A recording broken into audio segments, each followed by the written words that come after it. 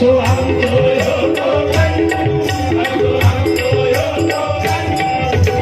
जांभळा करवंद फणस काजू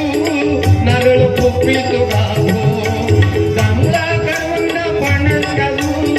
नारळ पोपी तो गाभो कोकणची शान जगाची रंगा देवगड हापूस आहो कोकणची शान जगाची रंगा देवगड हापूस आहो सुपारीची झाडा कोकणात वाहू दारात केळी शोभन